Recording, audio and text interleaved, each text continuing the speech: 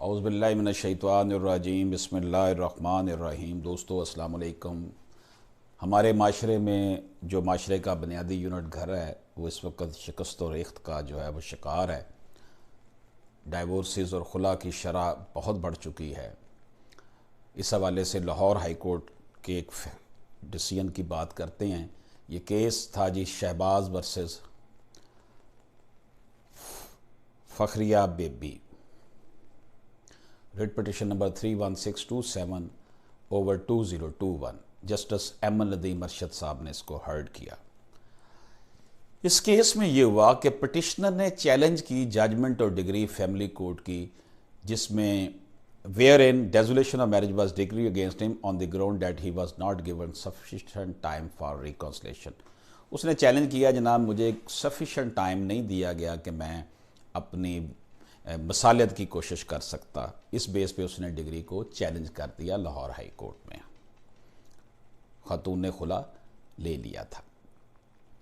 اب ایشو یہ ہے اس میں کہ کیا whether wife is entitled to claim khula as a matter of right despite unwillingness of the husband to release her from the matrimonial life، کہ کیا عورت کو یہ اختیار ہے کہ وہ خلا حاصل کرنے کا حق اس کو ہے، اس کے باوجود کہ اس کا خاوند اس کو جو ہے وہ اپنی ازدواجی زندگی سے علیحدہ کرنے کی اجازت دے یا نہ دے۔ دیکھیں، the degree pass on the basis of khula has been declared as a non-appealable in terms of section 14 subsection 2 of the Family Court Act 1964۔ 1964 کا جو فیملی ایکٹ ہے، فیملی کورٹ ایکٹ، اس کے سیکشن 14 سب سیکشن 2 میں اسے نان اپیلیبل قرار دیا گیا ہے جو خلا کی ڈگری ہے۔ Seemingly for the reason that wife cannot be compelled to live with the husband against for her wishes, and secondly to protect wife from custody and prolonged litigation, costly and prolonged litigation۔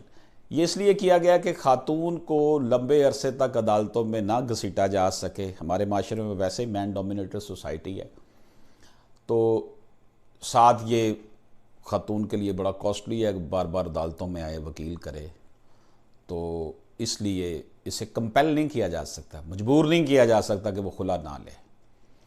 تو اس کا فیصلہ یہ ہوا جناب، not only according to the injunctions of Islam but also according to Family Court Act 1964 section 14 subsection 2, the wife cannot be compelled to live with her husband against her wishes, hence always entitled to seek dissolution of marriage through khula۔ عورت کو آپ مجبور نہیں کر سکتے کہ وہ مرد کے ساتھ رہے، نہ دین اس کی اجازت دیتا ہے، نہ جو فیملی کورٹ ایکٹ 1964 کا سیکشن 14 سب سیکشن 2 یہ کہتا ہے کہ آپ خاتون کو مجبور کریں کہ وہ خلا نہ لے۔ اس لیے خلا لینے کی اسے اجازت ہے کہ وہ تنسیخ نکاح کر سکتی ہے خلا کی بنیاد پر۔ اجازت دیجیے۔ اللہ حافظ۔